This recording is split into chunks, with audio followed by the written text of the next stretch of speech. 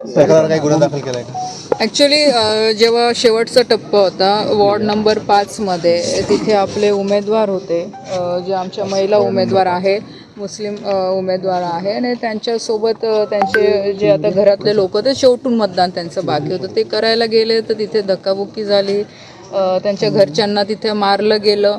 आणि अशा पद्धतीचं सगळं माहोल जो दुपारपासून तुम्ही पण बघताय की पूर्ण शहरामध्ये सगळे ते ग्रामीण भागातनं आणलेले, काही भुसावळवरनं आणलेले सगळे बाहेरचे लोक इथे पूर्ण मस्ती करताय, इथे पूर्ण दादागिरी करताय, रॅल्या काढताय, इथे घोषणा देताय. स्वतः आमदार जेव्हा की आचारसंहिता असं म्हणते की प्रचार संपल्यानंतर तुम्ही कोणतेही तुमच्या पक्षाचं लेबल लावू शकत नाही किंवा प्रचार करू शकत नाही, घोषणा तुम्ही देऊ शकत नाही, किंवा तो जे आपण मफलर वगैरे घालतो ते घालू शकत नाही. स्वतः आमदार महोदय त्यांच्या मतदानासाठी शिवसेनेचं मफलर घालून आतमध्ये गेले, इथे लोकांना धक्काबुक्की केली, त्या महिलांना धक्काबुक्की केली, आणि त्यांच्या घरच्या सदस्यांना त्यांनी मारहाण केली.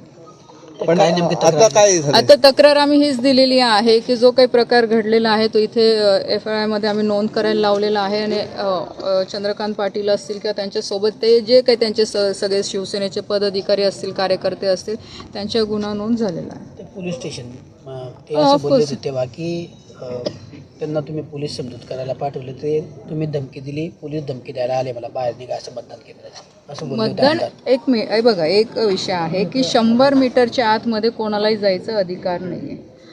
इवन स्वतः उमेदवाराला फक्त पोलिसांनी सकाळी सूचना दिल्या होत्या की तुम्ही 1 तासाच्या अंतरावर एक वेळा तुम्ही राऊंड मारू शकता. जर ते मतदार आहे तर मतदाराचं एवढं 1-1.5 तास आतमध्ये काय काम आहे? मतदान करून बाहेर आलं पाहिजे होतं. तिथे तुम्ही पूर्ण तुमच्या सेनेचा प्रचार करताय, मफलर घालताय, असं अलाउड नाही जाईल. जरी मी गेली असेल, मी 100 मीटरच्या बाहेर होती, आणि मी सकाळपासून सगळ्या पोलिसांना हेच सांगत आलेली आहे. मी इवन इलेक्शन कमिशनरला पण पत्र लिहिलं, IG ला पण लिहिलेलं आहे की इथे जे काय होईल ते नियमाने व्हायला पाहिजे. आमचे लोक असो किंवा त्यांचे लोक असो, नियमाच्या बाहेर काम होता कामा नये. मला असं वाटतं त्याचं काही चुकीचं नाही, आम्ही काही नियमाच्या बाहेर करायला लावत नाही. जेव्हा की आज सेनेने या शहरामध्ये पूर्ण इथं दहशत माजवली, नियमाच्या बाहेर इथं मतदान केलं गेलेलं आहे, तिथं दादागिरी केली गेलेली आहे, इथे मारहाण झालेली आहे, अजून याच्या पलीकडे काय बघायचं बाकी आहे? गुन्हा तुम्ही दाखल केला त्याच्यामध्ये आमदारांचं नाव घेतलंय का? ऑफकोर्स घेतलेले आमदार स्वतः होते ना तिथे. आमदार एक जबाबदार व्यक्ती आहे. जर अशी घटना घडत असेल तर त्यांनी थांबवलं पाहिजे ना, की त्यांना प्रोत्साहन दिलं पाहिजे. हाच तर प्रॉब्लेम आहे इथल्या आमदारांचा की सगळ्या अशाच लोकांना त्यांनी प्रोत्साहन देत आलेलं आहे, आणि त्याच्यामुळेच हे जे काही आज घडतं हे फक्त त्या कारणामुळेच घडतं. आणि आपण जे म्हणतात की पक्षाची मफलर घालून आले, तर याबद्दल निवडणूक आयोगाकडे तक्रार करणार? केली मी तक्रार ऑलरेडी. मी सगळे मेल वगैरे सगळे फोटोग्राफ्स वगैरे पाठवलेले. आता ते याच्यातही म्हणतील की यांचं काहीतरी आहे आणि खोटं बोलतात, असं तर होणार नाही. त्यांचे गळ्यातले मफलरचे फोटो आलेले आहे, त्यांनी जो काही तमाशा तिथे बूथवर केलेला त्याचा व्हिडिओ आलेला आहे. जे दुपारच्या वेळेस त्यांनी 17 नंबर प्रभागामध्ये माझ्या गाडीजवळ घोषणा दिल्या, त्याच्यानंतर त्यांनी पूर्ण गावभरात रॅली काढली, जे की अलाउड नाहीये. घोषणा देणं तुम्हाला अलाउड नाहीये बूथच्या बाहेर किंवा तिथं बूथच्या प्रिमायसेसमध्ये. याचे सगळे रीतसर व्हिडिओ आलेले आहे.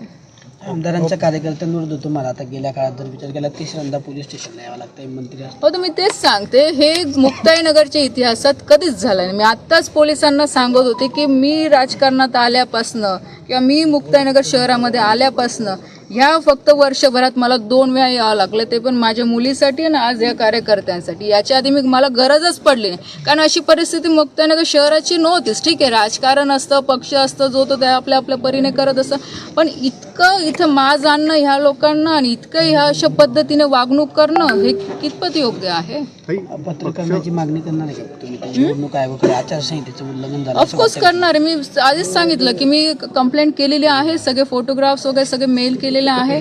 इव्हन SP साहेबांनाही पाठवलेलं आहे, देवेंद्रजींकडे पण मी या संदर्भात सगळी माहिती पाठवलेली आहे. थँक्यू. पक्षाला टार्गेट केलं जाते की खडसेंना टार्गेट केलं जाते, काय वाटतं? काय पक्षाला टार्गेट केलं जाते की खडसेंना टार्गेट केलं जाते? हे बघा, मला असं वाटतं की चंद्रकांत पाटलाने ज्या भाजपनी त्यांना विधानसभेमध्ये मदत केली, बरोबर, ठीक आहे, आमचं ते म्हणतात की खडसे, ठीक आहे, खडसेला एक बाजूला ठेवा, पण बाकीची भाजप तर त्यांच्यासोबत होती. त्यांनी तर प्रामाणिक काम केलं होतं. मग त्यांनी मोठं मन दाखवून का नाही भाजपला इथं विश्वासात घेतलं, की का नाही भाजपच्या लोकांना सोबत घेऊन काम केलं? आज जे काय होतं इथे भाजपच्या लोकांवर दमदाटी होते आहे, मग हे कुठे गेलं? मग तेव्हा हा युती धर्म नाही आठवत. ठीक आहे, खडसे तर आहेच, त्यांना आमची ॲलर्जी आहे ते तर आधीपासून सगळ्यांना माहीत आहे, मी त्याबद्दल बोलतच नाही आहे. आणि मी सुरुवातीपासून सांगते की ही निवडणूक मी खडसे म्हणून नाही लढवलेली.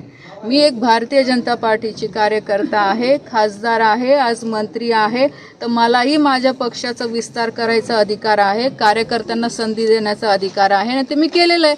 तर त्यांच्या डोक्यात आहे की खडसे पाटील एवढी काय भीती खडसेंची आहे? लढा ना तुम्ही पण निवडणूक. नाही, पण तुम्ही एकट्या निवडणूक लढवताना दिसला, तुम्हाला पक्षाकडनं तसं नाही पाठबळ मिळालं? पक्षाकडनं सगळे मला सपोर्ट होता आमच्या स्थानिक स्तरावर. आज बघू शकता डॉक्टर फडके काका आहे, ते आज सिनियर मोस्ट लीडर आहे. आमचे अशोक भाऊ कांडलकर आहे, ते गेल्या जनसंघापासून ते काम करताय.